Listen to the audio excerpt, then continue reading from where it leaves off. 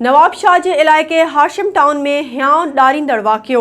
आचार ठाहिण वारी फैक्ट्री में हिकु ॼणो किरी पियो, जंहिंखे बचाईंदे पीउ, ॿिनि पुटनि ऐं हिकु मज़दूर समेत फ़ौत थी वियो। SS न्यूज़ जे रिपोर्टर तालिब हुसैन रिंद मूजिबि बी सेक्शन थाणे जी हद हाशिम टाउन में क़ाइम आचार ठाहिण वारी फैक्ट्रीअ में मज़दूर समेत 4 ॼणा फ़ौत थी विया।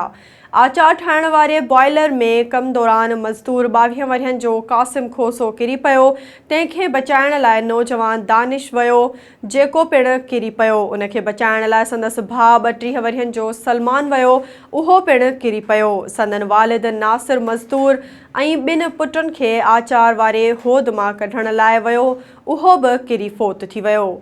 इलाइक़े वासियुनि बी सेक्शन पुलिस खे इतलाह ॾिनो। पुलिस पहुची फ़ौतियुनि जा लाश PMC अस्पताल खणाए आई, जिते फ़ौतियुनि जूं वारिस औरतूं पंहिंजनि प्यारनि जा लाश ॾिसी उभिॾारींदड़ दाहूं कंदियूं रहियूं।